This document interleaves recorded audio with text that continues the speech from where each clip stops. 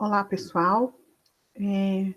Continuando aí a sequência de vídeos sobre a correção e a devolutiva das atividades de geografia do segundo bimestre, a gente vai falar agora a respeito da atividade que foi solicitada na semana de 29 de junho a 3 de julho, né? Que eram as atividades correspondentes aí à SECA e ao Mercado Comum Europeu. São aí 5 exercícios, né? 5 perguntas, e a gente vai.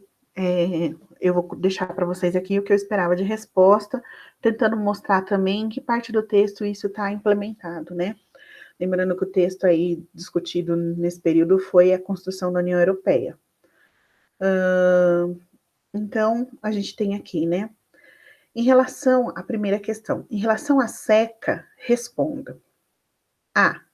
É possível apontar a SECA como a evolução de que bloco econômico? Explique. Pessoal, essa pergunta, vocês erraram demais. Erraram muito, mas erraram muito mesmo. Gente, eu até para alguns que me perguntaram, teve alguns alunos que mandaram mensagem para mim no particular, perguntando, falando que não tinha entendido a 1A. E eu acabei fazendo uma analogia usando o Pokémon, para ver se ficava um pouco mais claro. Para esses alunos, depois eu recebi as atividades, ok, entenderam o que eu tinha dito. Então, talvez a analogia seja válida. Dentro do Pokémon, a gente tem lá a ideia dos bichinhos, né, os monstrinhos que a gente captura, e você pode evoluir os bichinhos, né? Então, eu até dei exemplo,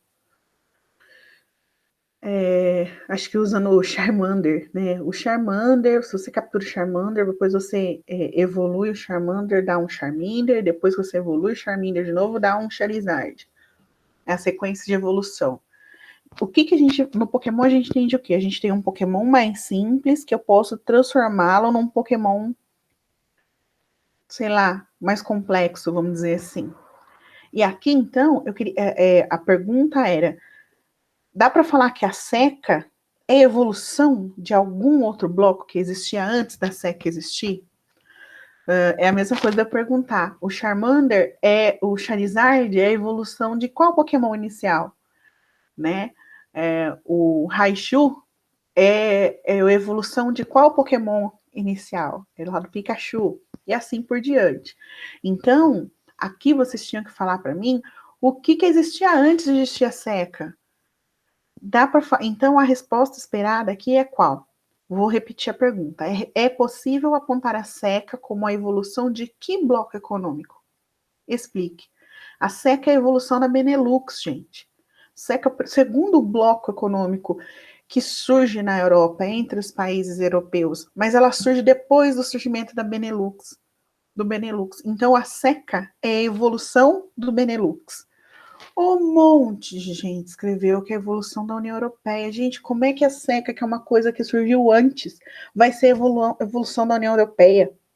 A gente vai ter a evolução da União Europeia se daqui para frente, de onde nós estamos hoje, acontecer algo e a União Europeia mudar de nome, mudar de funcionamento, mudar de estrutura. Senão a gente não tem evolução da União Europeia. Então a SECA só pode ser evolução do Benelux. Não dá para ela ser evolução da União Europeia. E aí é onde eu falo que vocês foram procurar a resposta na internet, escrever a primeira bobagem que apareceu lá. Tanto que a média de nota das 3 atividades que eu ofereci, além do trabalho do vídeo, a média de nota mais baixa foi nessa atividade da SECA. Vocês erraram demais essa atividade. Demais. Eu não sei se vocês não entenderam a pergunta, o que foi que aconteceu. Mas, ao mesmo tempo, aí eu vou puxar a orelha mesmo. Pouquíssimos alunos vieram perguntar para mim, seja no plantão, seja no particular, o que estava perguntando nesses exercícios. Então, fica aí o alerta também. Plantão de dúvida, gente, é para tirar dúvida. Então, por favor, usem melhor esse tempo, né? Procurem esclarecer aquilo que vocês não têm certeza. Não escreva qualquer bobagem, não escreve por escrever. O que a gente está tentando deixar muito claro aqui é né, e falando agora da minha disciplina, eu estou explicando e eu estou tirando dúvida, eu quero que vocês aprendam o que eu estou falando, eu não estou, né, aqui esperando que vocês escrevam qualquer coisa para eu dar uma nota. Não é esse meu objetivo, então eu gostaria que vocês levassem um pouco mais a sério, com um pouco mais de compromisso, certo?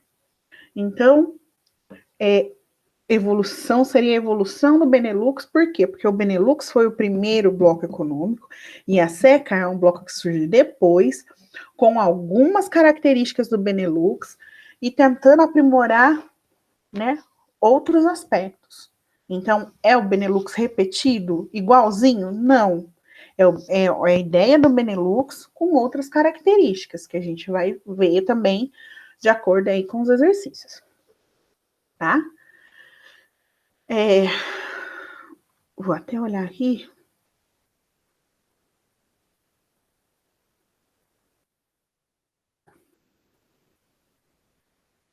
Não está escrito no texto explicitamente que a SECA era evolução do Benelux. Só que, gente, olha isso aqui. Bélgica, Luxemburgo, Países Baixos, que eram quem? Eram os países que formavam a Benelux. A SECA eram os países da Benelux, mais a França, a Itália, a Alemanha Ocidental. Então, eles pegaram a Benelux, incluiu aí mais 3 países e foram propostas outras nuances desse acordo para que fosse possível a existência da Comunidade Europeia do Carvão e do Aço.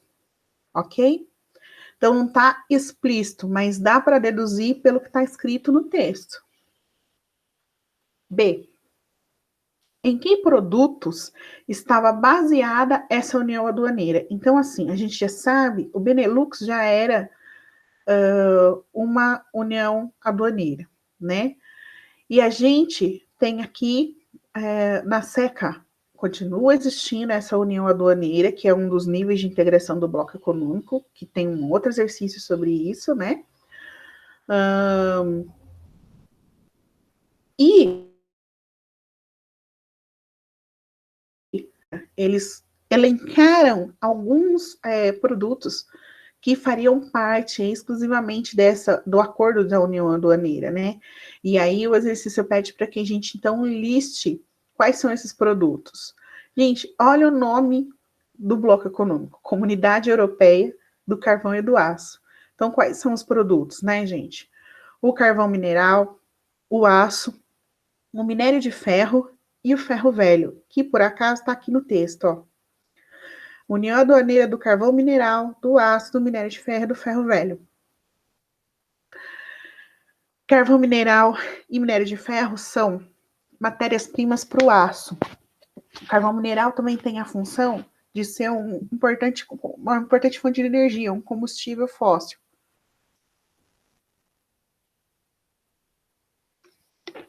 Além disso, também a ideia do ferro velho, porque é um tipo de material que a gente pode reaproveitar. Ou seja, nós estamos falando do material base do processo de industrialização. Não dá para existir indústria sem minério de ferro e sem aço. Não importa o tipo de indústria que eu estou falando, se eu estou falando de uma fábrica de botão ou se eu estou falando de uma empresa aeronáutica que usa muita tecnologia. Então, não interessa o nível tecnológico. Qualquer indústria vai precisar de energia e de aço, que é a matéria-prima fundamental do processo industrial. Então, por isso que a SECA se organiza em torno desses produtos, ok?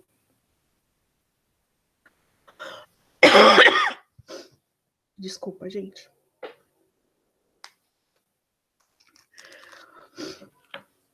Bom, aí a gente volta para a letra B. Para a letra C. Tô colocando uma balinha na boca aqui.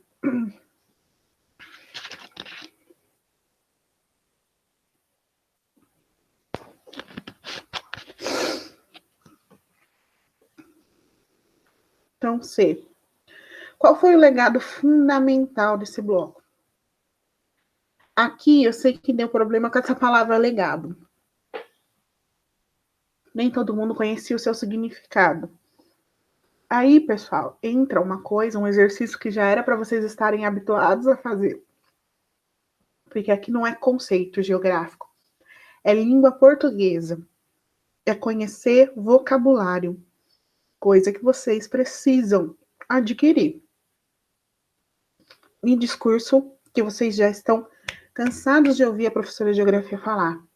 Precisa conhecer palavra, precisa conhecer o idioma que a gente fala, né? É necessário. Então, assim, legado, grosseiramente falando, é aquilo que fica, né? Aquilo que foi deixado por uma grande pessoa ou por um grande acontecimento. Então, por exemplo, na época da Copa do Mundo, falava-se das Olimpíadas também. Qual é o legado da Copa do Mundo no Brasil? O que a Copa do Mundo vai deixar para o Brasil? Então, assim, o que ficou da Copa do Mundo? Os estádios. Aí existe sim, você pode questionar a utilidade desses espaços. Né? Se a gente pegar, por exemplo, o legado das Olimpíadas no Rio de Janeiro, a Vila Olímpica, né, onde os atletas ficaram durante as competições, aquilo ali virou moradia. Né? Então, aqueles prédios, aquela estrutura, virou moradia popular. Então, acabou a Olimpíada. O legado da Olimpíada, então, a gente pode falar que um dos legados foi deixar essas moradias prontas para pessoas que não tinham casa no Rio de Janeiro. Então, legado é aquilo que fica. Então, pensando na construção da SECA, qual foi o legado fundamental desse bloco? Aí a gente volta lá no texto para ver, né? Volta primeiro na ideia dos membros. Então, além dos países que faziam parte do Benelux, né? Bélgica, Luxemburgo e a Holanda, né? Países Baixos. A gente está falando que entra também a França, a Itália e a Alemanha Ocidental. E aí, se a gente continua lendo o texto aqui, fala que a SECA superou as divergências entre França e a Alemanha. Divergir, pessoal, né? É realmente não concordar. Né? Cada um ter uma ideia e querer defender o seu ponto de vista. Então, a Alemanha e a França, elas se estranhavam antes da implementação da SECA. Porém, a gente está falando num cenário onde a Europa estava se reconstruindo, onde eles precisavam agregar para se tornarem grandes novamente. Então, a SECA conseguiu fazer com que a Alemanha e a França deixassem essas suas diferenças de lado, deixassem aquilo no qual elas não concordavam para lá, para que eles pudessem colaborar entre si e fazer com que esse bloco fosse para frente e suas economias se desenvolvessem. Então, o maior legado da implementação da SECA foi justamente fazer com que a Alemanha e a França superassem as suas diferenças. É isso que eu esperava de resposta na pergunta C. 1C. Ok? Bom, a questão 2. Qual a grande inovação na implementação no mercado comum europeu, MCE, que não existia nos blocos anteriores à sua criação? Gente, inovação é novidade. Então, qual que era a novidade? Porque, seguindo essa linha evolutiva, depois da SECA, a gente teve a criação do mercado comum europeu, né? Então, olha os Pokémon se concretizando aí. Benelux é o inicial. A SECA, a primeira evolução. O mercado comum europeu, a segunda evolução, entende? Então, a gente tem aí, né, dentro do mercado comum europeu, então, qual foi a grande novidade que o mercado comum europeu trouxe, né, quando da sua implementação, quando ele começou a valer? Aí, a gente tem que vir aqui, né, mercado comum europeu, que foi lá, né, instituído lá em 57 através do Tratado de Roma. Gente, a grande novidade, o que não existia nem na Benelux, nem na SECA, é isso aqui, ó. O Tratado de Roma ampliou a abrangência do acordo anterior, então no acordo da SECA, permitindo a circulação livre de pessoas, capitais e serviços entre países membros. Então, olha só, até a SECA só podia circular mercadoria, né, dinheiro, isso podia circular. Pessoa não podia circular entre os países membros. A partir do mercado comum europeu, a gente tem essa inovação, essa grande novidade, que é justamente essa tranquilidade em poder circular entre os países que fizessem parte do acordo, fizessem parte do bloco, circular sem a necessidade do visto, por exemplo. Essa questão de permitir a circulação das pessoas resolvia um problema que o Plano Marshall tentou resolver lá no início, que é a falta de mão de obra especializada. De repente, meu cachorro voltou a latir. De repente, vamos imaginar aí, vamos pegar os países lá da SECA. Lá na França, eles estavam precisando de químicos, mas era um trabalhador que estava em falta, que não tinha muitos químicos franceses que pudessem ocupar todas as vagas de trabalho. Mas lá na Alemanha estava se formando um monte de químico que precisava trabalhar. Então, esse químico que se formou na Alemanha podia entrar na França para ocupar esses postos de trabalho. Então, com a circulação de pessoas, se resolveu também essa questão da necessidade da mão de obra especializada que os países estavam necessitando naquele momento de reconstrução. Então, essa é a grande inovação, a grande novidade da implementação do mercado comum europeu é a circulação de pessoas, ok? E para finalizar, a 3. Qual era o pré-requisito político para que os países pudessem ingressar no mercado comum europeu? Então, assim, qualquer país podia fazer parte do mercado comum europeu? Não. Tinham ali regrinhas que o país candidato tinha que atender. E a pergunta está sendo muito objetiva. Eu queria saber um pré-requisito político. Falar estar localizado na Europa não é pré-requisito político, que foi o que vocês escreveram em grande maioria. Poucos alunos acertaram essa questão. Estar localizado na Europa é pré-requisito geográfico, estou falando de posição. Mas pré-requisito político era dizer que, na verdade, para fazer parte do mercado europeu, no mercado comum europeu, era necessário que os países estivessem vivendo numa democracia plena. Então, aqui, ó, que está escrito aqui também no texto. O ingresso no mercado comum europeu estava condicionado à vigência da democracia no país pretendente. Por quê?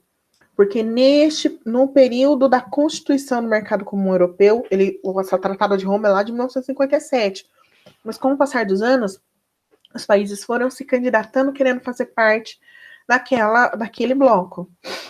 E durante as décadas, nos anos 60, 70 e até meados dos 80, assim como aconteceu aqui na América Latina, alguns países da Europa passaram por ditaduras.